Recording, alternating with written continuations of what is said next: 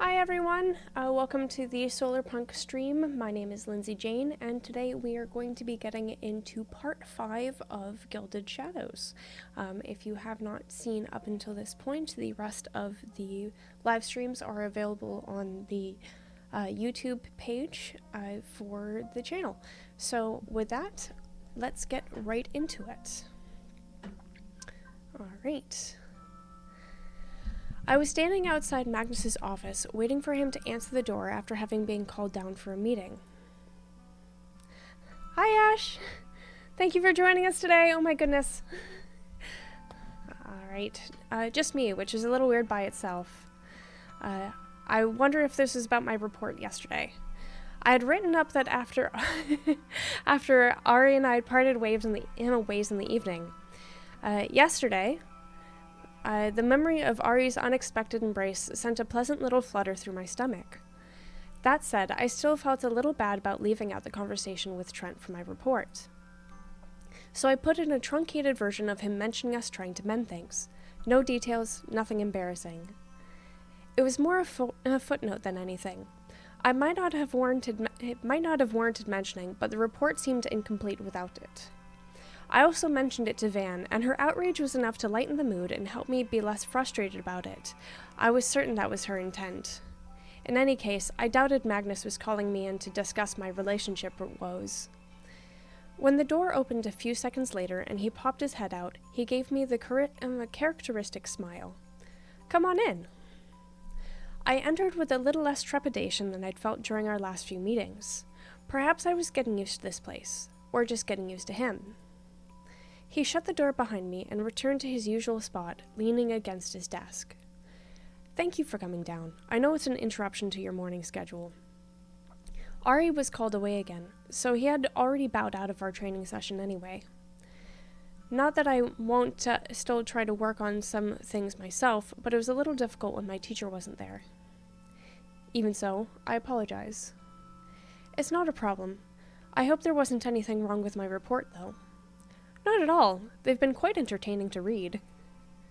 Entertaining? I don't often get free time.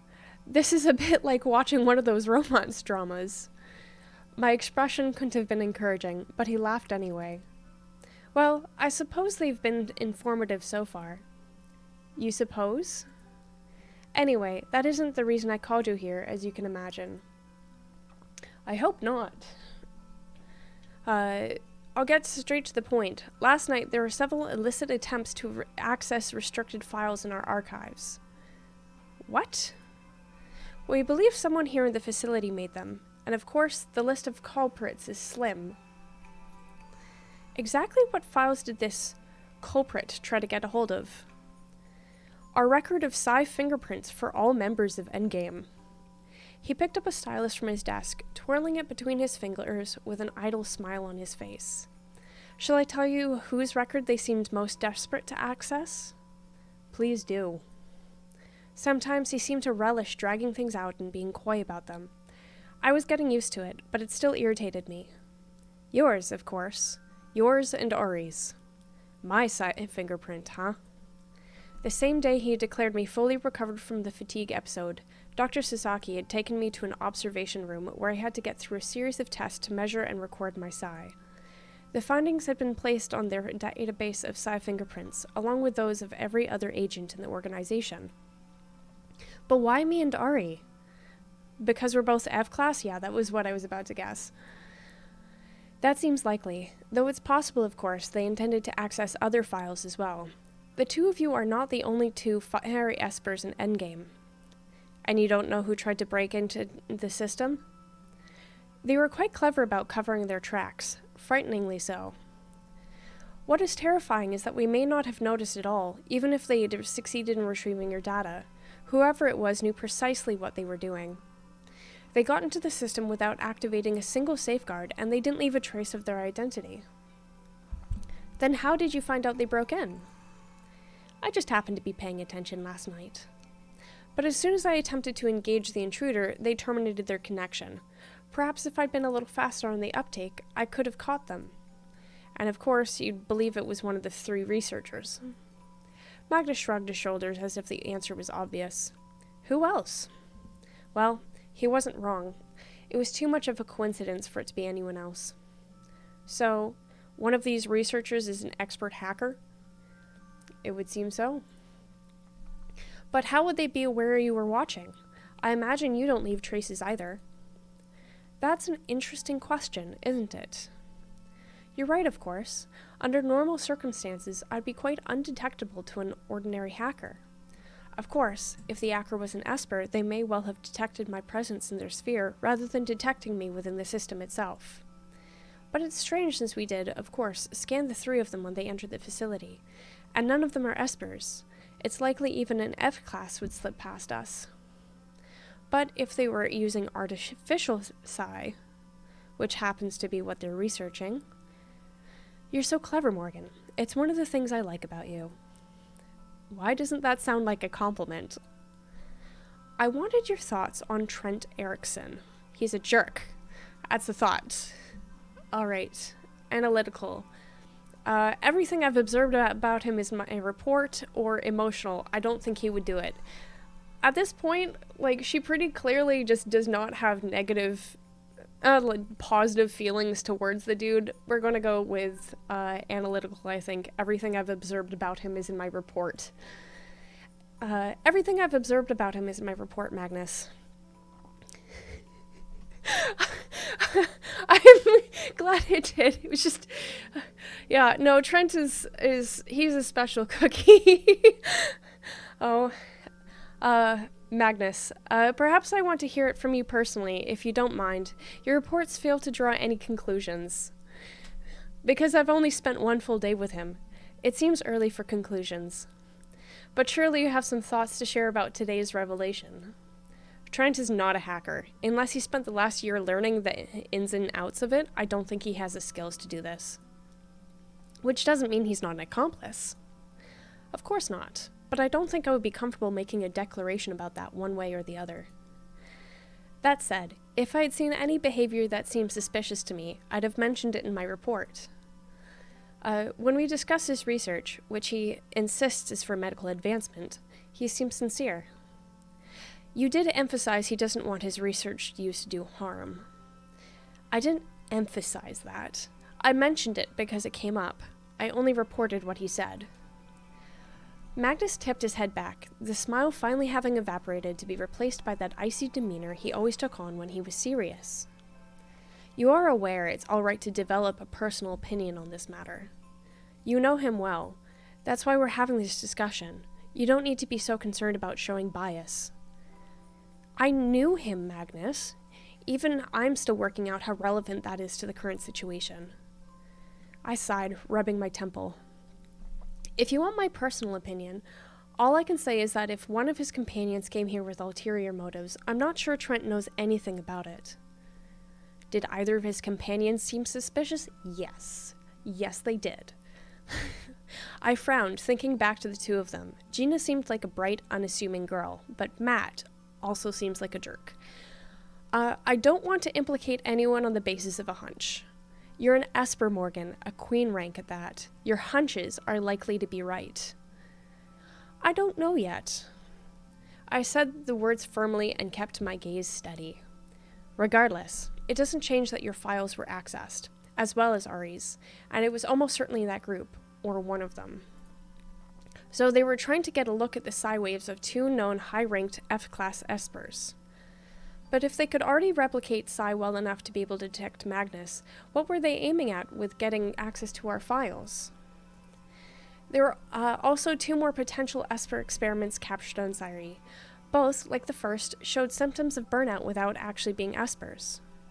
One had signs of multiple injections, so we're looking at a possible drug rather than a piece of technology. A drug.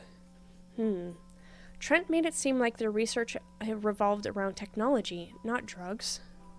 It would be easier to smuggle a drug into the building than a piece of tech.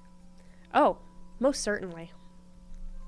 Yesterday, Trent said something about burnout, that trying to simulate psi in normal people tended to result in it. Correct. It's one of the reasons such research has been banned. But if that's what they're up to, and one of them stimulated their own psi before accessing the system, Wouldn't they also show signs of burnout? Perhaps. But perhaps they didn't utilize those abilities long enough to result in a burnout episode. Hacking a computer system while keeping an eye out for me isn't quite the same as utilizing psi on a battlefield.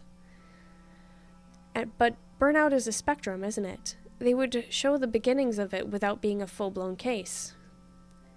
Are you suggesting we examine the three of them? I'm suggesting it's one viable strategy. If any of them use some kind of psi-enhancing drug, there would be physical traces left behind. It may be difficult to come up with a reason to force a medical exam on guests. It isn't as if Endgame hasn't done shady things before when they felt it was for a good cause. What a mean thing to say! It isn't mean, and I didn't intend it to be an attack. Haha, you're so kind. What you said isn't untrue, though. We do what's needed, always. Of course, we'll consider that avenue if another doesn't open up. If they know the archives are being watched, they may resort to other methods to record your psi waves, or Ari's. Record my psi waves, huh? Trent said most of their test subject pool consisted of low-level espers, and that the internal complexity of psi increases with rank. I guess they're looking for a simple way to get their hands on psi information of higher-ranked F-class espers. That seems likely. Just about anyone in Endgame would be higher level than what they have access to. We don't make it a point to reveal the identities of most of our fairy espers. Ari, of course, is well known already. Your status was revealed quite unexpectedly yesterday.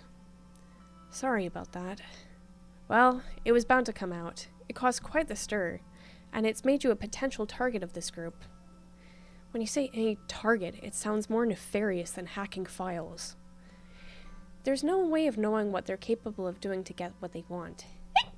Oh, excuse me. In truth, we don't even know for sure what it is they want. The Council is considering this a directed assault on Endgame by this faction. As such, Endgame will be forced to take a more public stance on the matter on Cyre. With more and more reports of the use of espers in the conflict, there have been stronger calls for our involvement here on Archelaus. It leaves us no choice but to launch a formal investigation despite the backlash. That's likely to cause heightened desperation for the dissidents, who undoubtedly need this research if they wish to win the altercation on Cyre. For the time being, continue to focus on your assignment. It would be best if we could identify the culprit, question them, and put an end to all this as soon as possible. I understand. I'll do my best. You're dismissed for now.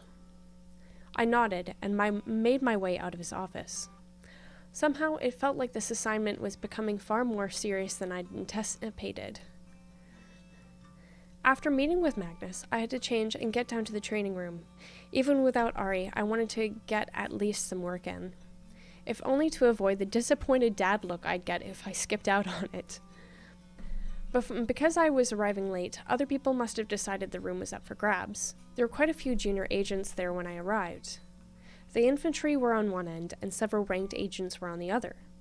In light of what happened yesterday, I considered turning around and finding another place to practice, but I was spotted pretty much straight away. A chorus of whispers rippled through the room, and I found myself entering into a crowd of staring faces. That's always fun. I felt like my days at the organization all over again. Not wanting to seem like I was running away, I stepped in cautiously and looked for a place to set my things down. A small group of junior agents left as soon as I entered, leaving an open space behind. I set my things there, trying to ignore the feeling they'd left because of me. "Hey, Morgan!" A familiar and friendly voice called out to me, and I wasn't surprised when Bertie and Casey came over. It seemed like the two of them always came as a pair. "Hi, you two." Bertie took a deep breath, and I held a hand up, stopping her before I could say anything, because I knew what was coming. She had that look on her face. "I don't mind talking about it, but quietly, please. Just because we discuss it doesn't mean the entire room should be able to listen in." I glared at a nearby group that was being a little too obvious with their eavesdropping. They all looked away and pretended to be working out. It was almost funny. Haha. Yeah, I get it. It's true, right? The thing about you being an F class? Well, you're right there when it was blurted out in the archives. very loudly. Yeah, I guess I wanted to hear it from you. So you were hiding it all this time? I wasn't trying to deceive anyone, Casey, and it's not as if no one knew. But after my arrival, I was discouraged from telling others. So the higher-ups were the one who told you to conceal it? I guess they were worried about the reaction. The reactions would have been less negative if it hadn't been kept secret. So people are reacting in a negative way. No, we're not trying to say the reaction isn't towards you specifically, but it is frustrating being kept in the dark or feeling like you were deceived. And it's inevitable some of that fallout may be aimed at you, yes. The group next to us was staring again. To my surprise, a familiar face walked past and also shot a glare at them. If you're going to stand there and stare, can you move? Some of us are trying to use the equipment. She glanced my way, and I caught the slight flash of her eyes as she rolled them. Anyone shaken by this great revelation wasn't paying attention. Not like it changes anything. She's just some newbie who can barely throw out a reasonable psyburst, much less do anything else noteworthy. Ah, the jealousy! It's not like there's a reason to make a big deal out of it. Is she defending me? Sort of. She let out a very dramatic, annoyed sigh. I'm out of here. I need to find a place people are actually working out, not standing around gossiping. She huffed out of the room, but I don't think that remark was aimed at me at all. I smiled a little. She was such a brat, but I was grateful for that. The group she'd been talking to moved away from us, and finally out of the room. I sighed. There was nothing to be done about it. Look, I for one think it's amazing, so don't let other people get to you. For the record, I wasn't trying to say I think it's a problem you're in F class. I know that. You're more concerned about the deception. It might be difficult to understand as a new person, but people have some reservations about fairy espers. 3 people in the guard, which is our highest ranking group in elites, are F class. As they become more and more prevalent, I think people are starting to wonder if there will still be a place for the rest of us at all in the future. That's ridiculous! Of course there will be! First, F-class aren't going to become so prevalent in the next few years. Even though our numbers are increasing, it's going to take decades before F-class espers reach a level that can be remotely be called commonplace. Second, even if there were a ton of us, do you think Endgame would turn their noses up at the rest of you for being N-class? You think Heidi would get promoted to queen and then the council will decide they don't want a second queen rank because I'm here? Yeah, right. It's just, you know how it is. Everyone is always clamoring for the top spots, and there's a fear they're going to be all taken by F-class espers now. I guess I can understand that to some degree. But it doesn't always come down to brute strength, Casey. And F-class comes with its own problems. It's such a new thing that we can't even guess that things will be like us for long term. Hey, you can't change what you are. And you aren't responsible for everyone else's insecurities, so don't feel bad about it. If anyone complains about it to you, you just tell me. Thank you, Birdie. Maybe we should get out of her hair for a while. I'm sure she wants to spend some time working on her own training. You don't have to. I mean, unless you want. Ari isn't even here, so it gets boring if I train alone. Casey looked like they didn't want to stay, but after a moment, the tension went out of their shoulders and they smiled. We'll stay. Yes! Since you're here, maybe you can show me some pointers on cybursting. It's something I struggle with. I don't know if I'm the best teacher for that, but I can try. Casey, let's set up the targets. Focus your side waves towards the target more. You're still letting them spread out too much. That's why you're not doing enough damage. If the energy is too diffused by the time it reaches the target, not much will happen. I don't know how to focus it more. From my spot behind Casey, I set my hands against the sides of their faces next to their eyes, blocking the view of the surroundings. Imagine there's a narrow tunnel between you and the target. Your psionic energy is emanating off your body like waves. Gather that energy up and push it through that tunnel as hard as you can to ensure it reaches the target. If you don't compress it down, it won't all fit in that tunnel.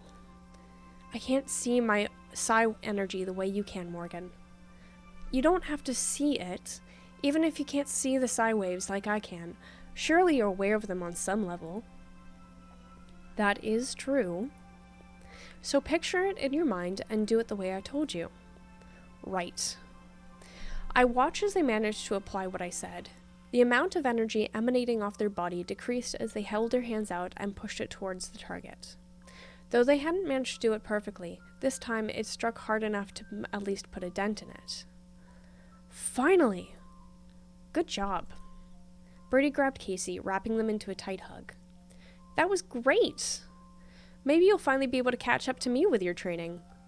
What do you mean, catch up? I'm going to leave you behind if you aren't careful. I doubt one successful cyburst means you'll be leaving me behind anytime soon. If you keep using the technique I showed you, you should be able to get better and better at it. You're still letting the energy spread out too much, so you'll have to work on packing it in tighter and tighter. It seems you are, in some ways, a better teacher than student. I jumped at the unexpected voice. Having been so absorbed in watching the two of them, I didn't realize Ari had joined us. You're back. I sent a message, but it seems you were too busy to notice. I checked quickly, and sure enough, I'd somehow missed the notification. I'm sorry. I guess I was just focused on the training session. I can see that. He seems irritated. Well, I guess I should have been working on my own training, but sometimes it was nice to help out someone else as well. Besides, helping Casey helps also let me see the errors in my technique when it comes to cybursts, and I'd had to demonstrate a few of them, so it wasn't like I hadn't gotten in any practice. To my surprise, Ari strode across the room, took my arm, steering me back to the door. My apologies, but Morgan and I have something to discuss. I'm afraid your lesson will be cut short. Oh, no problem. I think we were wrapping up anyway. Thanks, Morgan. Seriously, this was really helpful. Oh, no worries. I'm glad I could help. You just realized where I am in the route? Okay. I don't know how to feel about that. I shot Ari an annoyed look as he didn't even let me stop to say goodbye. Ari, Ari! You don't need to drag me out of the room. You were supposed to be working on your own training alone, not helping others with their technique. Sometimes helping other people can still count as studying. Is that so? Teaching and learning are obviously connected. I wouldn't be able to teach something I didn't understand myself. So you don't need to be so annoyed at me. It's not as if I was playing around. I spent this entire time working. It did not look like work when I interrupted. We were working right up until Casey managed to successfully hit the target. Ari sighed softly. He stopped in the middle of the hall, tapping the side of his neck a few times before he spoke again. I apologize. I shouldn't be irritated. I believe I'm simply tired. I was hoping to discuss today's meeting with the researchers. Somehow, it was impossible to stay annoyed at him when he was always so quick to admit he was wrong and apologize. Alright, we can talk in my flat then. Come on. In my flat, I kicked off my shoes and left by the door as I tugged my hair loose from its ponytail. Ari followed me only partially inside, stopping just past the small entry area. Something is off about him today. I noticed you have a bit of something here. I gestured the corner of my eyebrow to indicate the faded bit of nanoweb there, a remnant of his earlier mission, I assumed. Just a small bruise. As you can see, it's almost gone. I pulled 2 glasses from the cabinet, casting a sidelong look his way. How are you getting so knocked around when you're just transporting people back and forth? These things happen occasionally, even on a simple transport mission. Not everyone appreciates our presence on Syri. Sometimes they ensure we know by protesting at our transport sites. Despite our best efforts, things occasionally become violent. It's nothing to be concerned about. Oh no, violence is never anything to be concerned about. Right. You're going to be going to a world embroiled in violence right now and often find yourself in the middle of it. Definitely nothing to worry about. Morgan, I should apologize again. He apologizes a lot for being annoyed about you helping Casey. Something about the tone of his voice made me stop what I was doing. I was startled by his sudden change in demeanor, the look on his face. Unsure.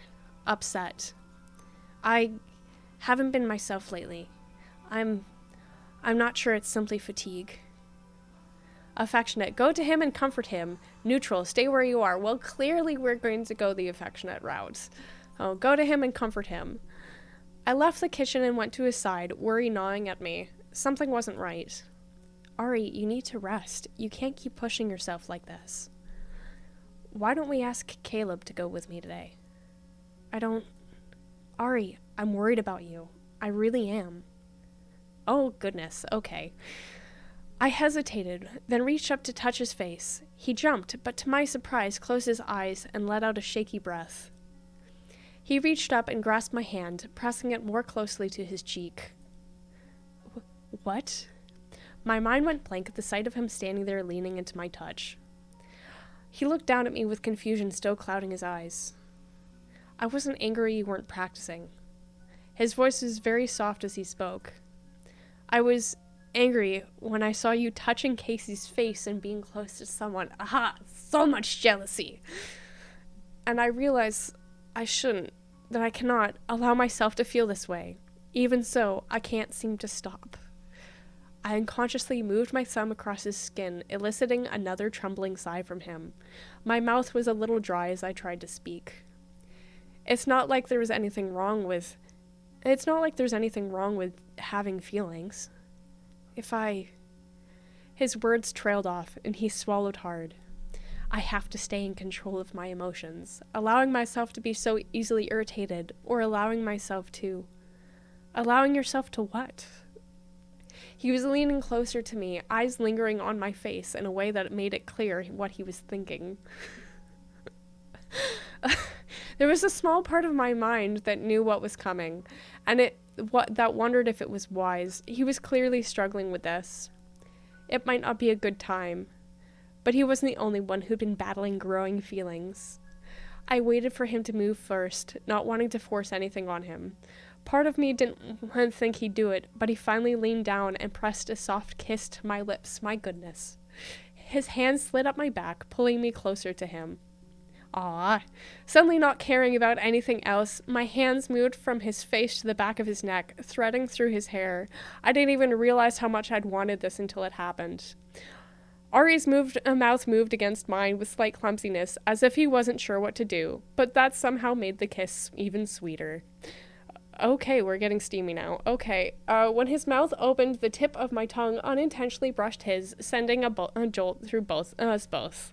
He gasped, and with astonishing abruptness pulled away. He let out a shuddering breath. Okay, this is what I see you mean by where I am in the route. Oh my god, my face is turning red. Oh god. He gasped, and with astonishing abruptness pulled away. He let out a shuddering breath. With his warmth gone, my apartment felt cold. Ari. Oh no, I shouldn't have done that. He stepped back once, twice, and before I could say anything, he pressed one hand to his lips and walked to the door. Oh no! I apologize. I believe I should go. No! Wait, I'm sorry. He apologizes so much! Oh god. And then he was gone. I was left staring at the empty space where he'd been, kicking myself for allowing that to happen when he obviously wasn't ready. I stood there for what seemed like a long time, a little numb. I moved to the sofa and flopped down. It took a moment to gather my thoughts. Right. First, I needed to message Caleb to see if he was all right with going with me today. Aw. To my surprise, I got an immediate response. He didn't even ask why Ari couldn't go or what the problem was. He just said he would and left it at that. And after that, I needed to get ready, as much as I wanted to stay where I was and wallow in a panic. Ugh, what is wrong with me? I rolled over and pressed my face into the sofa. As if things weren't complicated enough already, why was everything always so messy? I let out a final groan and got up to have a quick shower before I left. Maybe the hot water would help me clear my head. But that ended up not being the case at all. As much as I tried to get myself to focus for the meeting and how I might get some information from Trent's two companions, my mind kept going back to Ari. After that kiss, he had seemed so distraught. I couldn't help but feel guilty. No! Oh! Emotions were something he struggled with, and I could see him struggling in that moment. I should have had this wisdom to ignore my own wants and give him space. Yeah, but hindsight's like 20/20. Like, he had kissed me, but I could have moved away. I shouldn't have let him do it. I let out a long groan. I just wanted it so much, and now I didn't know what to do about it. Given how emotionless he could be, maybe he just wasn't used to feeling, well, anything. Had my being had my being here thrown him off to that degree? I hated the thought that the cause of this was me, that I had thrown him off kilter. That hadn't been my intent. I'd encouraged those feelings because I'd wanted him to feel something, but maybe he wasn't prepared for that. Maybe I should have kept my distance. Damn it. But how did I undo what had already happened? How could I have known it would upset him? I placed my hands against the tile, tipping my head down as I let the water stream over me. Relationships were tough enough as is, and Ari had some unique struggles. We needed to talk it through. If he had no experience with this at all, maybe it would help to be upfront with him. And if he didn't want it to go further, it would be best to find out now. It would be better to stop myself from getting too attached, because it would hurt if I found out later on. There was a sudden drop in temperature, the odd sense of everything bending, and then... What? Ari was standing in front of me like my thinking about him had summoned him out of the ether. What? Our bodies were almost touching as I stared up at him, brain grappling with the absurdity of what just happening. Ari was standing in my shower with me. The water was already soaking his shirt, but he just stared down at me as if he wasn't quite sure how he got there. For a long, drawn-out moment, neither of us moved. I cleared my throat, trying to figure out what to do or say, because I couldn't imagine he had teleported into my shower on purpose. Should I get you a towel, or... His eyes snapped to my face, a look of shock and embarrassment flicking over his features. And he vanished as abruptly as he arrived. Oh my goodness. Wow. Smooth Morgan. I shut the water off, a soft groan escaping me. I stood there a long time, cold, dripping, and wondering what that had been about. Accidental teleportation? Ari, of all people? I spent the entire time getting dressed expecting a knock or message from him, but no, nothing. I sent him an awkward message asking if he was okay, but he didn't respond, which suggested he wasn't. But I had to meet with Caleb and go check on Trent's team, so I didn't know what else to do. Worry was gnawing at me when I exited my room to find Caleb coming down the corridor to me. Once more, I was struggling to push Ari from my mind and focus on work.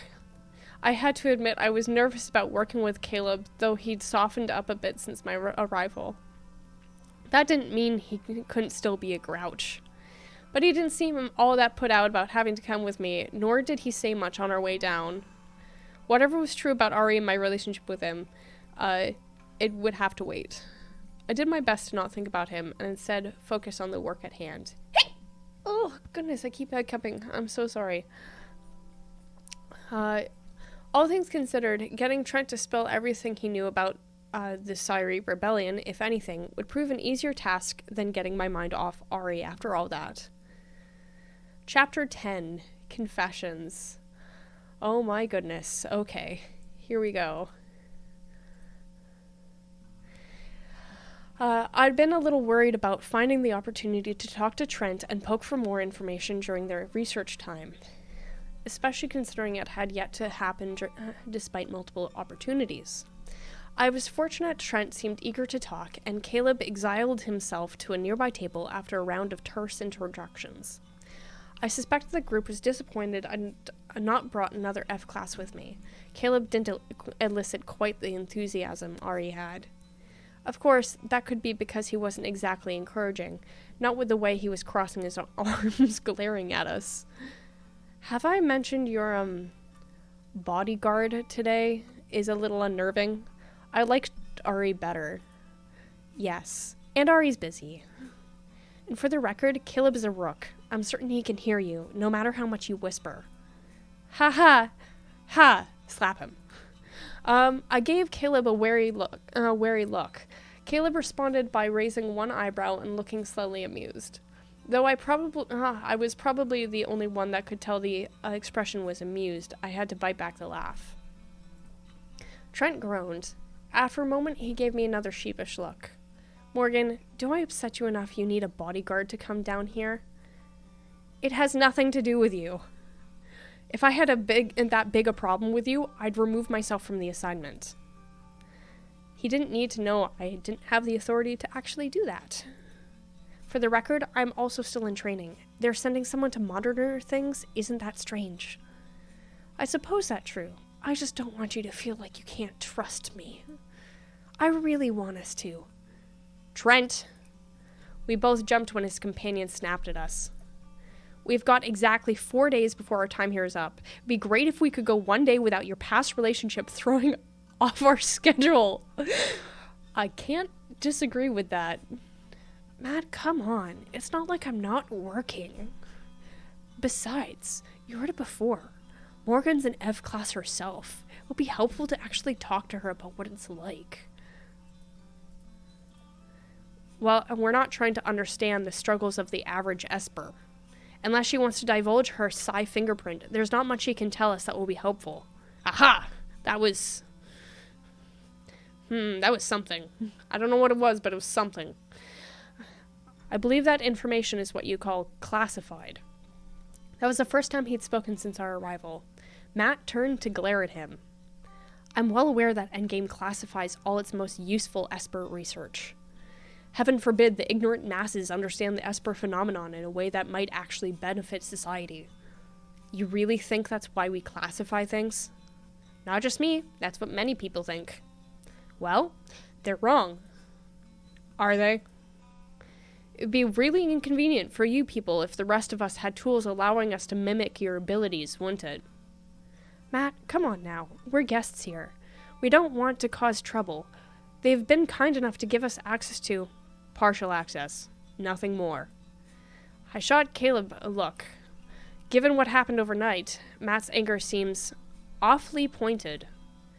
I'm sure your lab also doesn't just give the public access to everything you're working on. You people hoard information like you're afraid of something, though. It's not the same. And what do you think we're afraid of? Well, it's not that I agree with Matt, but some people believe fairies are the natural evolution of humans, that one day we'll all possess higher levels of psi anyway. That's just stupid conspiracy theory stuff, Gina. He gave me and Caleb an apologetic smile. We talk about these kind of things a lot at the lab. It's not like everyone buys into it. But some of you, clearly some of you do. It's not like it doesn't make sense. I'm sorry, what exactly is this conspiracy theory? That Endgame is so afraid of what the F-class phenomenon can mean, they're trying to halt it entirely, or just keep all information about it under wraps so they can slow it down. I mean, if everyone is an Esper, then what happens to this organization, you know? Is that what you believe, Trent? I mean, it's hard to deny that the mutation is becoming more common. Who gives a shit one way or the other? It's not like anyone can stop evolution.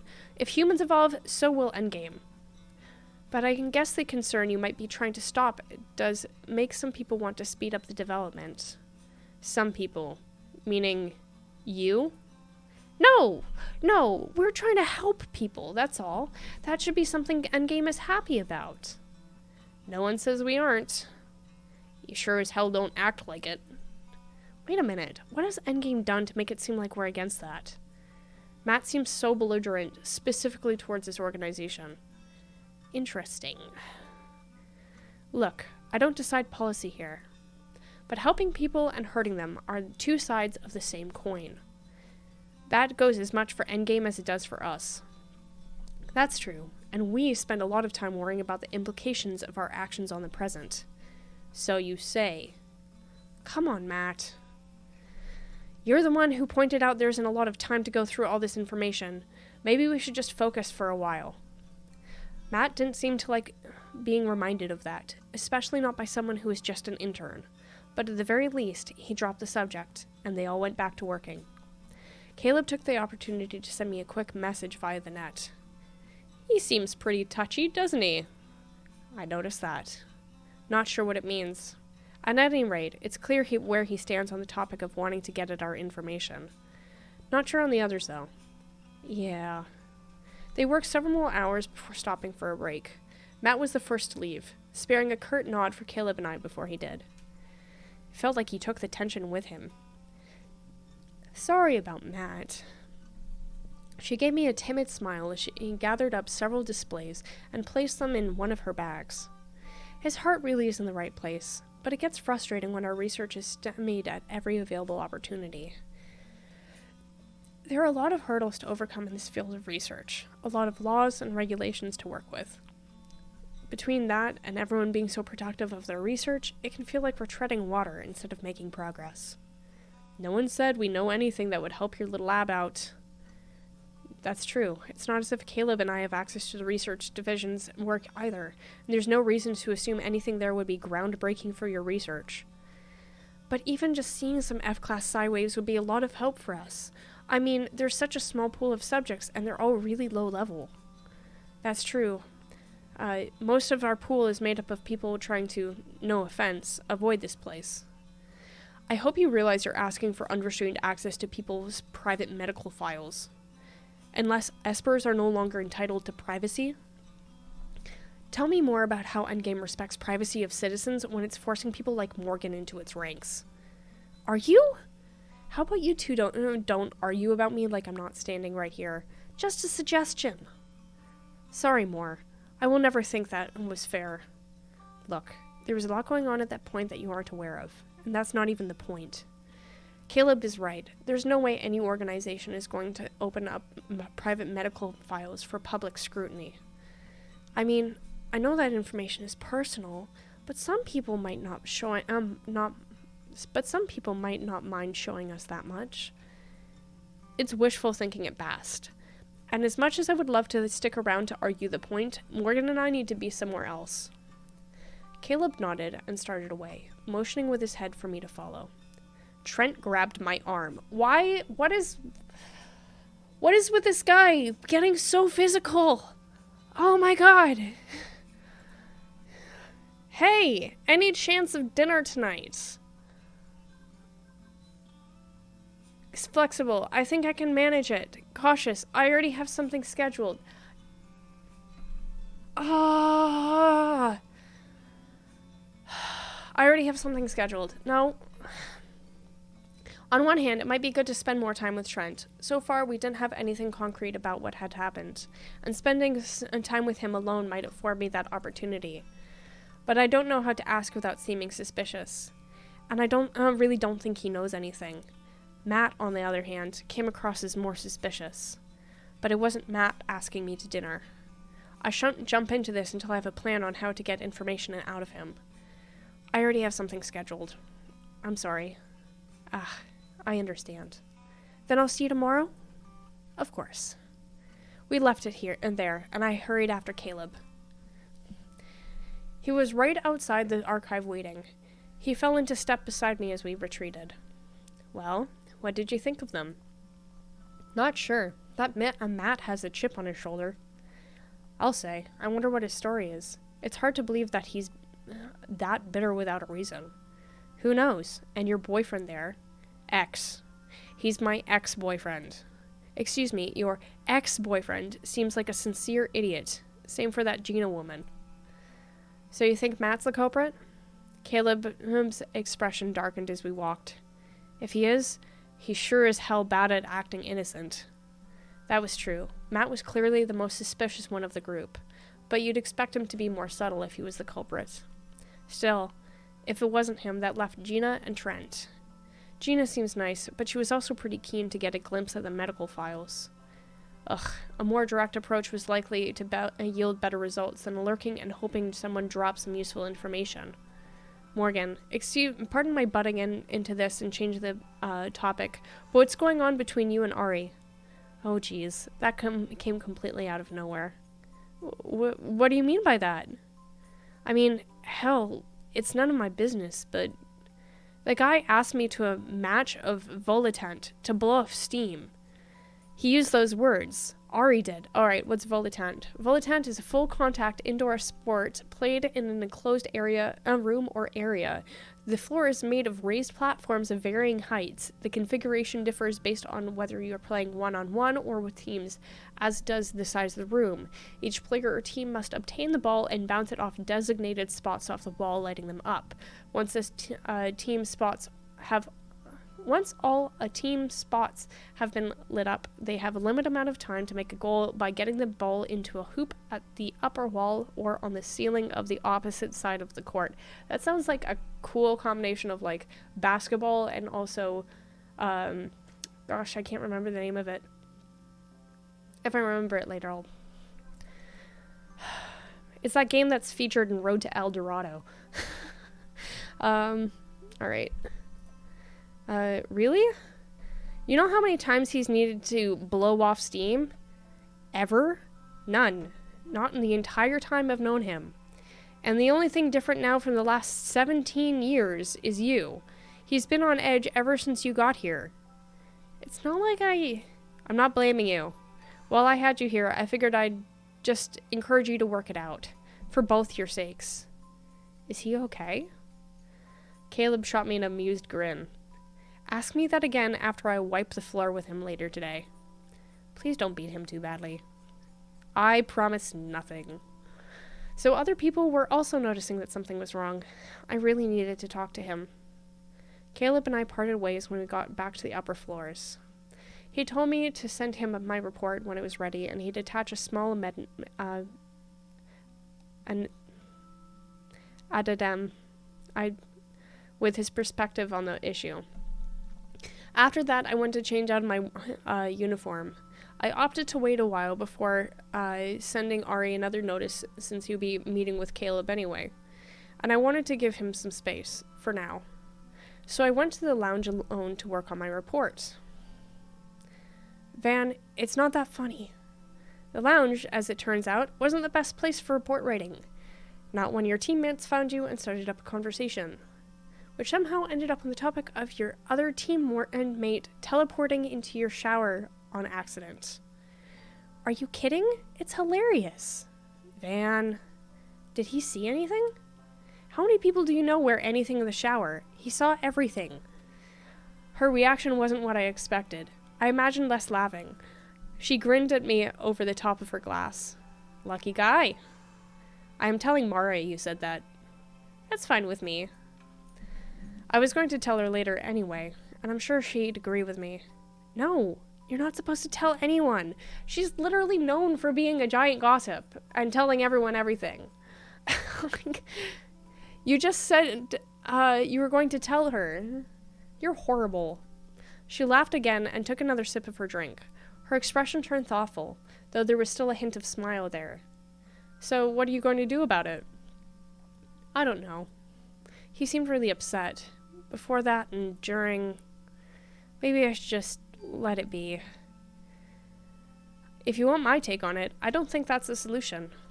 You need to do something, even just to sit down, talk about it, and end everything now.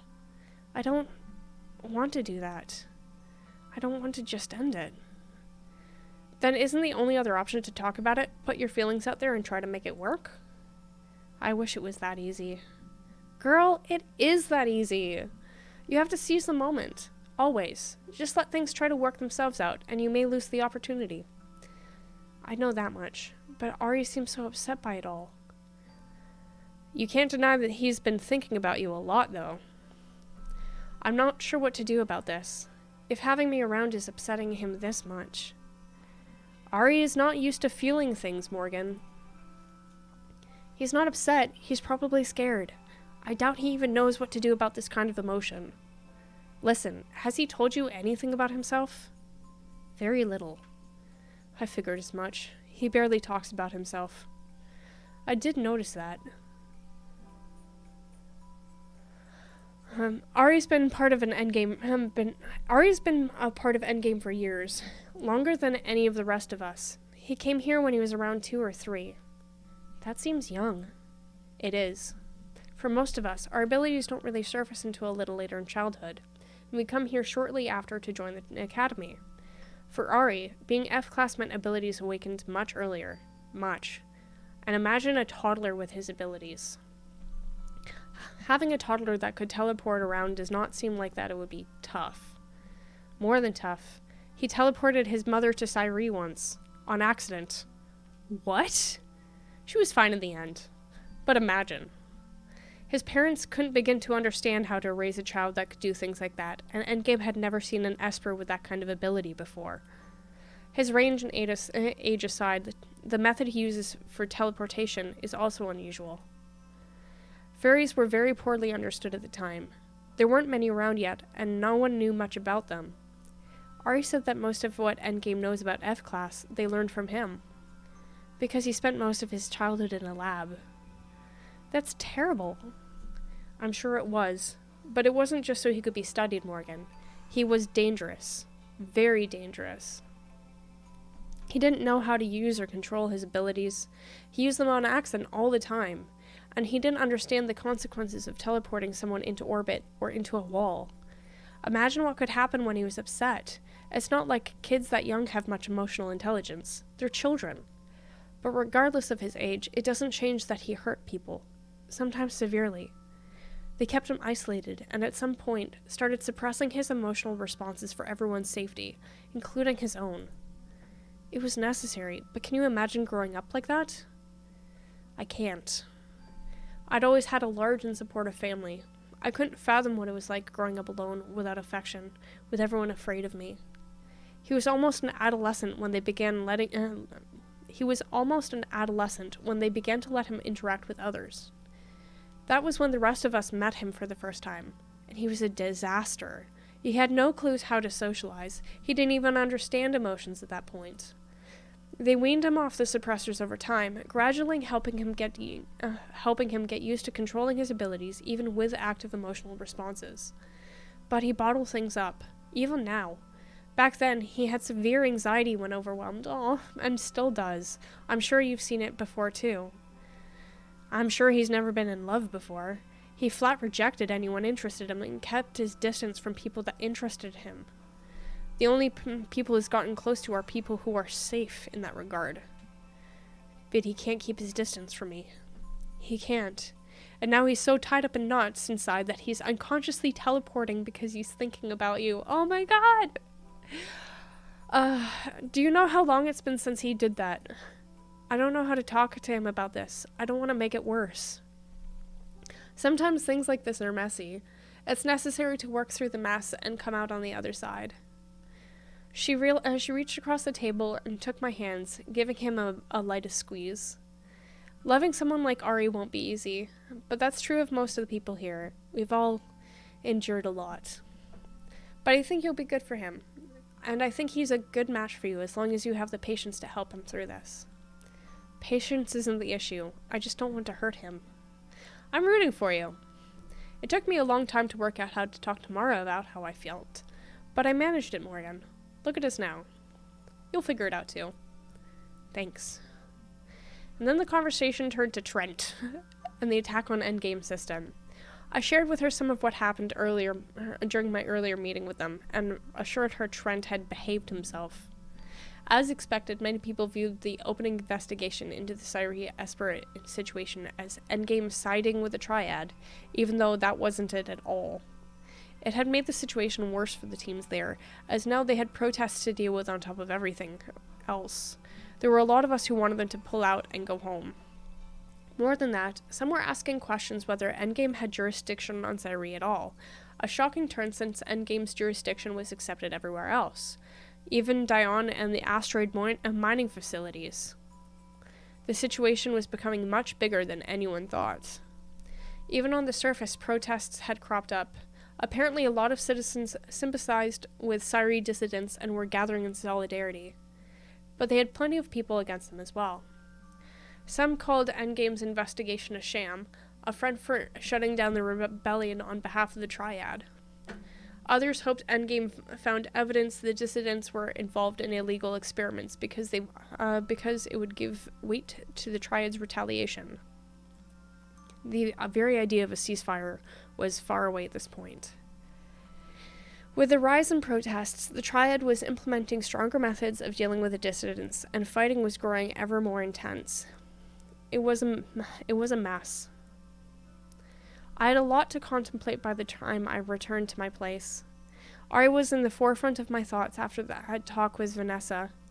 I wonder if I should send him a note, ask him if he wanted to come over for dinner, or just talk. It was ironic that I pulled up a message template to do just that when I got a note from Trent instead, asking me if I would please meet him for dinner. He wanted to talk to me. This guy.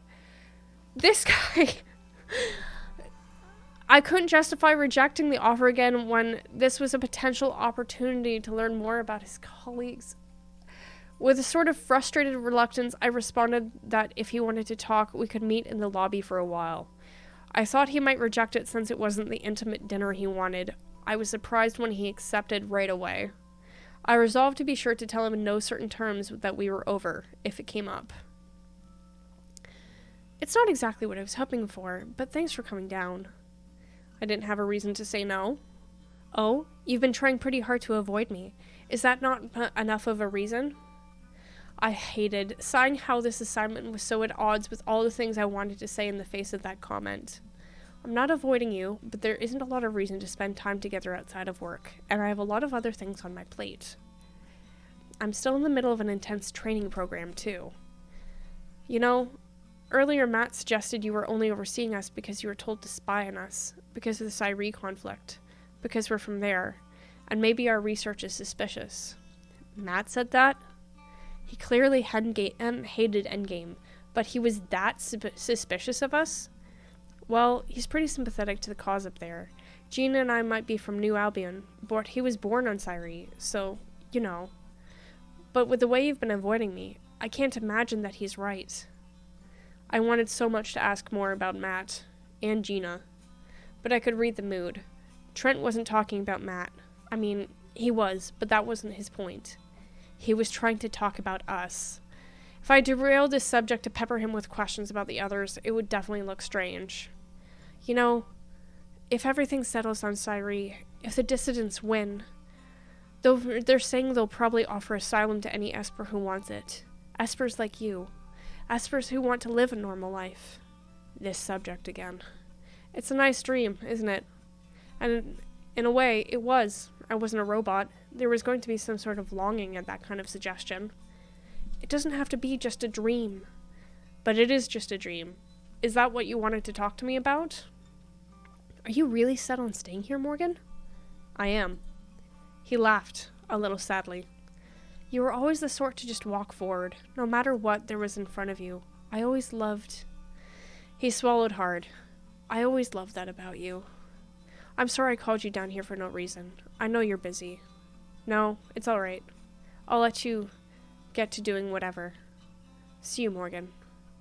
He left a short while later, and for a long time, I sat there, unsure what to feel. When he walked away, it was like watching the door shut on that part of my life. Good. It hurt. It was sad. But somehow left me feeling like I was, at last, really ready to move forward.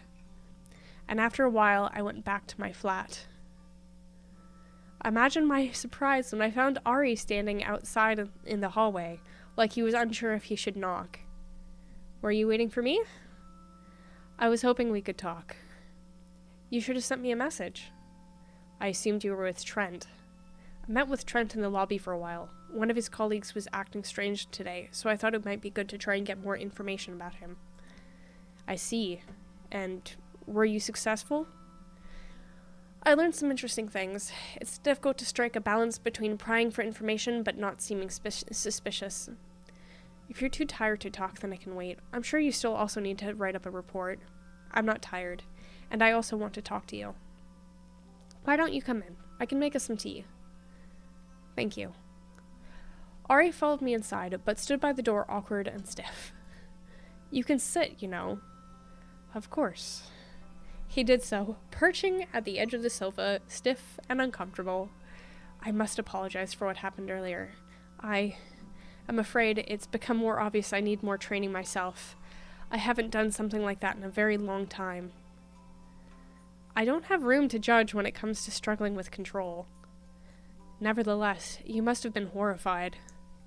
I have 4 brothers. I'm used to having my privacy invaded. I see. Ari, I'm not angry. I was startled, of course, but I'm not horrified. I was worried about you more than anything, especially when you didn't respond to my message. I apologize. I wasn't sure what to say. I needed time to compose my thoughts. How was your volitant match with Caleb? Ah, he mentioned that. He did. I lost, as expected. He shows no mercy, does he? None whatsoever. I took our cups to the sofa and handed one to him. He accepted it hesitantly. Ari, are you all right? Really all right? I should inform you that I spoke with Caleb about your training. He'll be taking over for the time being. Now that two of you have reconciled your differences, it might be wise to focus on Rook training. It is, of course, the easiest to learn. When your focus is improved, I'll come back to teach you more about night-based skills. I've asked to be allowed to focus on the Syri incident. I believe this will prevent me from becoming overly tired. We'll obviously continue to work together and help with your assignment where needed. I was definitely getting worried about how much you had on your plate, but that's not what I was referring to. I'm worried about you, and I know I'm the cause of some of your stress. It's not like you haven't also been a source of distraction for me. I am? I mean, I don't intend to be. I don't think anyone ever intends to be. I set my cup down, and after a very brief hesitation, took his hand, though I didn't want to overwhelm him. I didn't want to talk to you about my training schedule. I wanted to talk to you about us. I don't think we can continue to pretend there isn't something going on between us. I mean, that something may be as simple as attraction, or it might be more. I closed my eyes, taking a deep breath. I hope it's more. I hope that's what you want as well. I am unsure. I only know that my emotions have been somewhat out of control of late where you're concerned. I believe I may be developing romantic feelings for you. That kiss from before. I apologize for leaving like that. I was unsure how to. It was so difficult seeing him at a loss for words when he was never at a loss for words. Ari, you don't need to apologize for that. Again, I was worried about you. I don't want to do anything that upsets you or makes you uncomfortable. You did nothing wrong. It was merely the moment I had to confront what I was beginning to feel for you. Even now, I'm unsure what to do about that feeling. You don't have to do anything if you don't want to. We can let things develop on their own as slow or as fast as you want. I touched his face carefully, and he closed his eyes, swallowing hard. I can tell you're scared, but you don't need to be. I'm not going to force you to do anything you want or don't want. I'm not frightened of you, Morgan. I've never felt this way before. I've never allowed myself to want something this strongly. The thought that my control might slip because I lose focus is ever present. And all this causes me to do and say things that I never would normally. It's disconcerting. Emotions tend to do that. I find myself annoyed when you spend time with Trent, even though I know it's for work. I find myself fixating on what you talked about with him, fixating on the fact that there were moments of yours I wasn't a part of. And even I can see this level of possessiveness can't be healthy. His words were coming out in a tumble, as if he'd been holding it in for a long time and it was finally spilling out. It bothers me that you have a history with him, a history that has nothing to do with me. Our history is brief, and involves me terrifying you when we first met. It also involves you being kinder to me than anyone here, helping me through a difficult time, offering me guidance, even friendship. Is that not the source of your feelings for me? Isn't it possible you're mistaking gratitude for something else? No. I set my other hand on his face and made him look at me. That's not it. I know how I feel. You don't need to be jealous of Trent. Our history is different, but that's because we're different. You're the only one I'm thinking of right now, in the present. May I kiss you? I will not run away this time. Yes, of course. He bent and carefully brushed his lips against mine, like an experiment, to test the waters. There was a soft sigh, a shuddering breath before he kissed me with a little more confidence. His hands slid up my back to bring me closer. I let my hands rest against his chest, not wanting to go too fast for him. Ari pulled away for a brief moment and rested his forehead against mine. Then he cupped his hands around my face and kissed me one more time. There was more force behind the kiss, like he had realized it would be okay. It wasn't until that moment that it occurred to me just how much I'd been holding back with him, handling him like a fragile piece of glass, how afraid I was of hurting him or making a fool of myself. When that desperate bit of heat finally made its way into a kiss, a wave of relief and happiness washed over me. I realized maybe I'd convinced myself I wasn't the only one feeling anything at all, or that he didn't actually want me. But he did. I wrapped my arms around him, letting out an involuntary murmur against his mouth as I surrendered myself to this moment. After the tender assault of his lips, his gentle hands sliding almost timidly down my arms, trailing shivers behind them, everything else faded. That empty place in my heart that held only the echo of the life I'd led before, filled with something else. I ran my tongue briefly along his lips, just grazing his. His fingers tightened against the back of my arms, and he made a soft, wandering sound of his throat before mirroring the gesture. It didn't surprise me that he was a fast learner.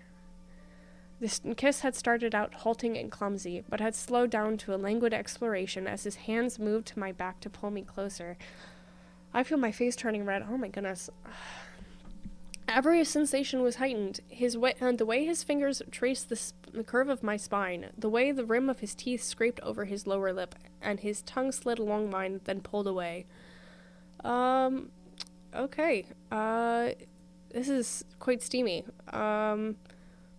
It felt like a long time before he pulled apart, breathless and awed as we pressed our foreheads together. It was longer still before either of us spoke. My face is bright red. Bright red right now. Oh, God. I believe I should go. I was so unsurprised to hear him say that. I almost smiled.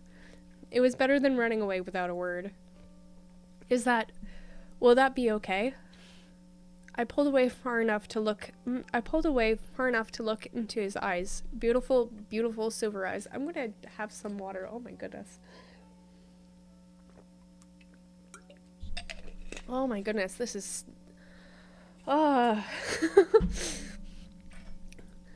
Alright. Emotional, do you have to? Analytical, of course it's okay. Alright, so we probably don't want to overwhelm him. Oh my goodness. I am at an impasse and waiting for the blood to leave my face. Oh my goodness. I think we're going to go with, of course it's okay. We are establishing healthy boundaries. We're making sure that he's comfortable. Of course it's okay. I gave him a teasing smile. I hope you didn't expect I'd tie you down and make you stay. He returned the smile with a hesitant one of his own. I trust you haven't forgotten it's somewhat difficult to restrain a knight. And I hope you haven't forgotten I'm a queen. His smile softened considerably when I said that. I, of course, would never forget that. I'm glad we talked tonight. Thank you for stopping by. I'm also glad. I fear I may prove overly clumsy with things as they progress. I hope you'll continue to be patient with me. And I hope you realize even people with quite a lot of relationship experience can still be clumsy with things sometimes. I don't have extreme amounts of experience either. Strangely, that is comforting. I leaned up and pressed another very soft kiss to his lips. And for the record, it's always okay to need some space. I know this is all new to you. Thank you for understanding. Normally, I think a goodbye would have been slow or awkward, but in the end, Ari was Ari. He stood and went straight to the door without looking back. It was so very him that I had to hold in a laugh. It would have been very insensitive if it was anyone else, but it was Ari, and that made it adorable. I got up and followed him, though I doubted he expected me to. He stopped outside and looked back. I'll see you tomorrow. If not before your training session, then after. I'll see you then. He nodded, and the same nod as always, before leaving me and heading down the hall to his apartment. But this time, he paused when he reached his door, glancing my way again. Another nod, and he was gone. I'm just imagining him to be like, yes, lots of nodding. I bit my lip, and stomach, still fluttering happily, went back into my own flat as well. It wasn't the ending I was expecting, but somehow it washed away all the other frustrations. I think I realized for the first time I wasn't just starting to have feelings for him. The euphoria I felt after just one kiss and an instant goodbye. I was already in way deeper than I thought. Despite everything else, I didn't mind at all. Chapter 11, Near Miss. Okay. I bolted upright in bed at the sound of a chime in my head. Looking blearily around the room, I struggled to work out just what had awakened me. What? The chime sounded again, and I tried to shake off sleep to focus on it. It was an urgent notification. Normally, the nanosystem wouldn't send through a message that came in while someone was asleep unless it was an emergency. I pulled it up, squinting at the message in my field of vision, still trying to wake up. Reading the message did it, though. Seconds later, I was flying out of bed and stumbling to the wardrobe to pull out my uniform. Text to audio. I snapped the words as I tried to focus on getting dressed. The message dissolved as a robotic voice relayed it to me instead. Early this morning, a series of explosions rocked Brazil. Explosive devices across the city detonated at roughly the same time, causing mass panic and casualties. As of now, there are 10 known explosions of varying magnitudes. My God. Based on anonymous messages sent to city governance and the Endgame Council, it's believed the explosions were planned in protest of Endgame's involvement in the Syrie conflict. Since 5 o'clock, riots have spread across the city as protesters gather to speak out against Endgame and counter-protesters begin to march against them. Small pockets of violence have broken out, and the local safety department has requested assistance to suppress the rioters and rescue civilians injured by this explosion or trapped in damaged buildings. The following agents are being called to active participation in rescue efforts: Queen's Guard, Morgan Leone, Vanessa Scott, Ariel Vaughn, Caleb Zhang, CU-A1, Kamal Asad, Brendan Wallace, Dana Cruz, and Antoine Bissett, CUA3, Daniela Garcia, Lorena Scalia, Lee Chin, Michael. Stop audio. I set a hand against the side of the wardrobe and let out a long breath as I tried to take it all in. Explosions in Brazil? Riots and protests? Oh man, this was big. I never expected the Syrie conflict to affect things on the surface this badly. Not in my wildest nightmares. It was Matt. How could they sacrifice innocent lives because they were angry at Endgame, especially over a legitimate investigation? If this was all because of Endgame's involvement in the Syrie conflict, I can only imagine any suppression efforts by us were going to go over well. This is happening. I'm really being sent out there. I tried to take slow breaths. I couldn't afford to have a full panic attack at the idea of being sent into the field. Fastening the last button, I scraped my hair into a hurried ponytail. The door chimed as I secured it in place. Coming! Caleb was in the hall when the door opened. Looks like you're ready to go. Let's go. We don't have time to wait around. Everyone else is already gathered. I assume you read the mission report? Obviously. Newest info says we've received several threats of more explosions around the city. They're demanding we call off the investigation. What? We don't know if it's true. The Morai were so focused on the Syrie investigation, they were completely blindsided by this attack. Right now, they're trying to locate any additional explosions, if there are any. I can't believe this. They can't believe this will actually help their cause up there. You'd think, but desperate people get stupid. How could the dissidents even pull this off? 10 explosions? And it wasn't like anyone could just waltz into Brazil either. That's a good question. It sounds bad. All of it. It sure as hell isn't good. He was never exactly a smiley, optimistic sort of man, but he looked more grim than usual as we hurried to where I assumed we'd be meeting up with the others. I tried to ignore the butterflies trying to gnaw their way out of my gut. Caleb led me to a place I'd never been before, a briefing room of some kind. Several members of Magnus' guard were there, and it wasn't until I saw them that it occurred to me that they hadn't been listed in the mobilized units. Granted, I cut the message off before I heard the names of everyone, but if it was going in order of rank, the King's Guard would have been first. Then again, I guess Magnus didn't get out much. And given this situation, they would probably be sticking close to him. Though if anyone can get into Cor Solaris to attack Magnus, we're really in trouble. Van was also there. She was standing on the far side of the room, looking more shaken than I'd ever seen her. Only part of her face was visible, but she seemed scared. Mara was with her, cupping Van's cheek and talking to her in a low voice as she rested their foreheads together. I couldn't hear what they were saying, but Van shut her eyes and nodded, smiling a little in response before Mara gently tipped her face up and kissed her. Van leaned into her for a long time, clinging in a way that made her seem so much more fragile than I'd ever seen her. The flaring anxiety in the pit of my stomach deepened. If the situation was bad enough to upset someone who is essentially a veteran at this job, what did it mean for me? I didn't have experience with all this stuff. I clenched my hands and looked away from them, not wanting to intrude on their moment. Why would they mobilize us for something like this? I'm not ready. Mara left a few minutes later. It was that moment when Van noticed me. She straightened and gave me a weak smile, an attempt to look more like herself, I suppose. Hey girl, you ready for this? Cautious. Think they'd let me go back to bed? Emotional. I'm not ready. I'm definitely not ready. I think we're going to go with... Think they'd let me go back to bed. Probably needs a joke at the moment. Think they'd let me go back to bed? I gave her my best attempt at a teasing smile. Van seemed to relax a little as she laughed. Maybe we can all insist it's too early. It's not even 6:30 yet. This is definitely violating some kind of labor law. I hope you two realize this is a serious assignment. You're serious enough for the entire team. More like cranky enough. Did you wake up on the wrong side of the bed or something? My bed is pushed up against one wall. There's only one side. Ever considered the possibility it's the wrong one? He scoffed and didn't answer. Van's smile faded as she looked me over.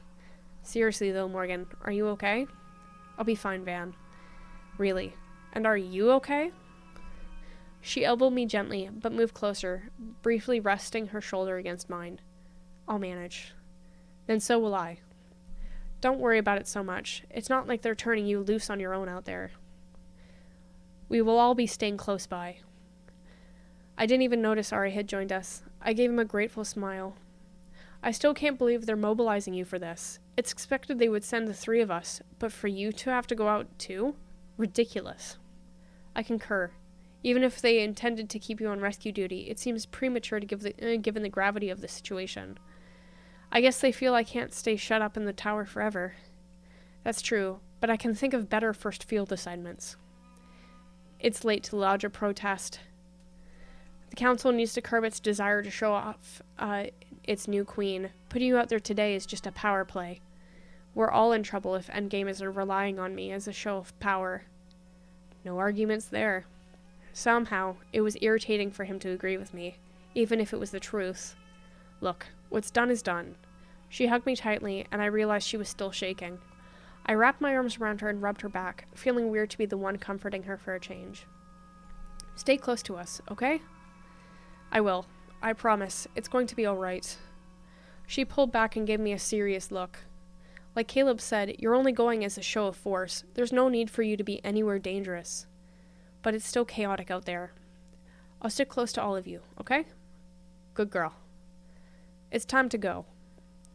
I wasn't sure what protocol was, but it seemed like time to go was code for get as close as possible. Because that's what Van and Caleb did, pulling me close as well. And as soon as we were all touching him, he teleported us out. And we were standing on a quiet street somewhere in Brazil. It took a moment to get my bearings, but the teleporting was nowhere near as bad as I remembered. The three of them got straight to work. Caleb took the lead, which didn't surprise me. Here we go. Set comm to audio only. There are 2 down buildings nearby with reports of survivors inside. Let's go. I set my communications to audio only, as he said, and followed behind them. Caleb was in front, and I was flanked by Vanessa and Ari.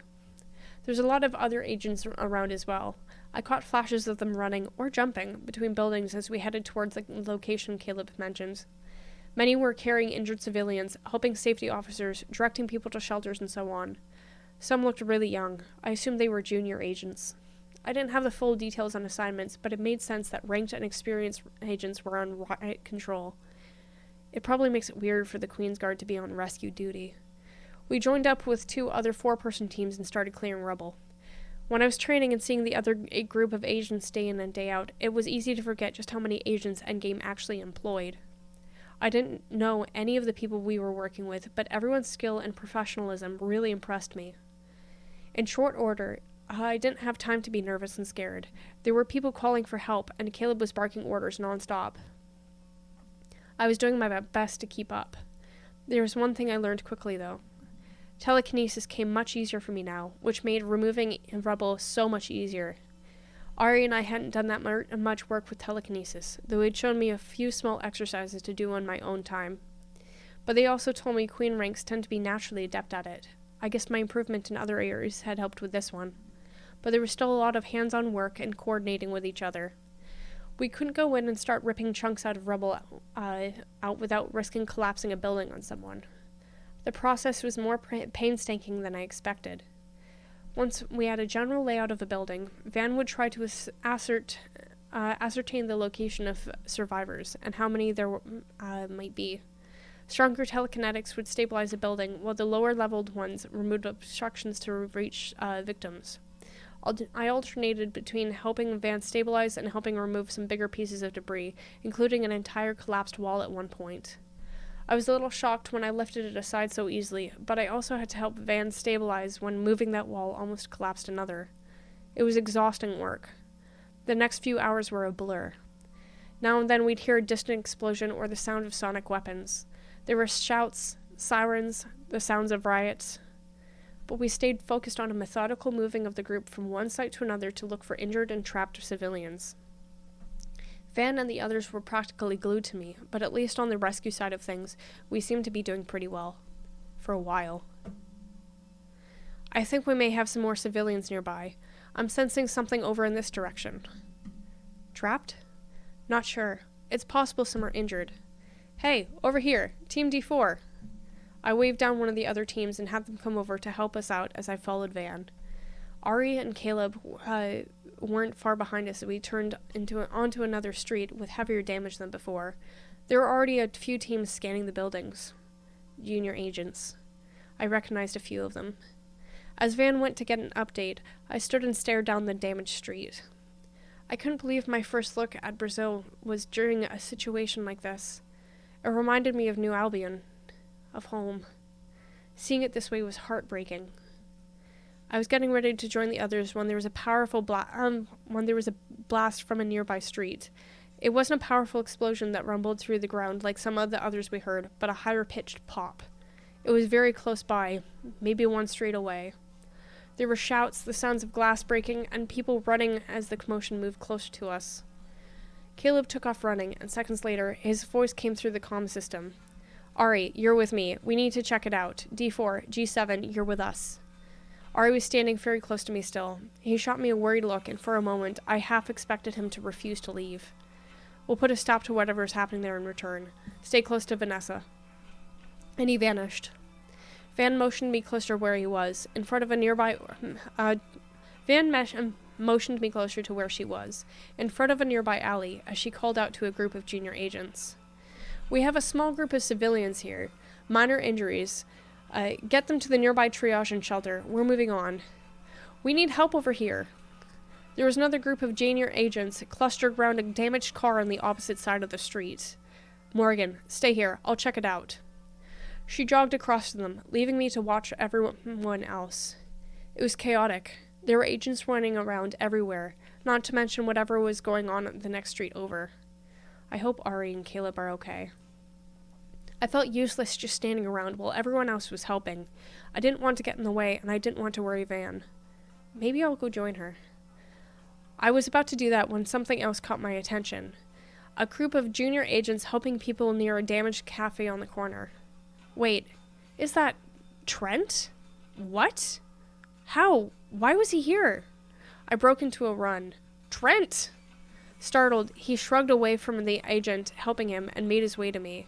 Morgan, I didn't think they'd be sending you out. What are you doing here? Are you alright?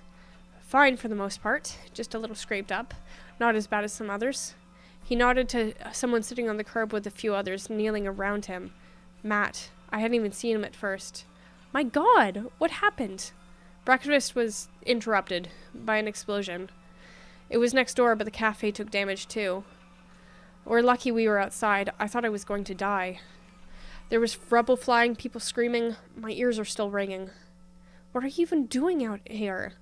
Gina's idea. She said she wanted to get out, see the city a little before work. We don't have much time left here. They'll get you both to the Three Edge Center, and they'll treat Matt's arm. Where's Gina? Trent shook his head. I don't know. She'd gone inside the cafe a few minutes before the bomb went off. The entire part of the building collapsed, and they're not letting anyone in. They said they needed help to stabilize the place first. All right, don't worry about her, okay?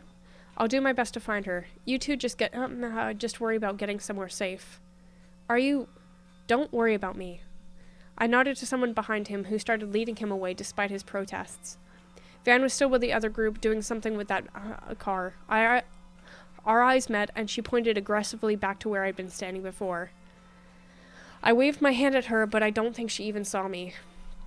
For a moment, I stood in front of the cafe's shattered window. There was a huge beam fallen at the back, and the ceiling had fallen in. I wonder if there was still a way in back there, though. What are you doing standing there? I had no idea where Heidi had come from. There were agents all over the place, but I hadn't seen her earlier. Someone said there might be a person still trapped in this building. Where's your guard?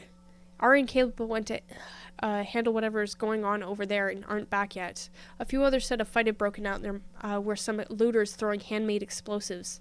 Fantastic. As if we needed that thrown in the mix. Anyway, Vanessa's over there. She knows where I am. I was just... What? Going to go on in and start moving things around, hoping it didn't fall in on your head? No, I'm not stupid, and I've been doing this all morning. I know the process by now. Well, I think most of us are still waiting to find that out for sure. Seriously? I wasn't going in there. Fine. If you suspect someone might be in there, let's try to lift that section of ceiling at the back. Can you stabilize the walls while I move it? That won't be a problem. Can you lift that by yourself? Just do your part, and let me worry about mine. Ugh. Why did it have to be her, of all people?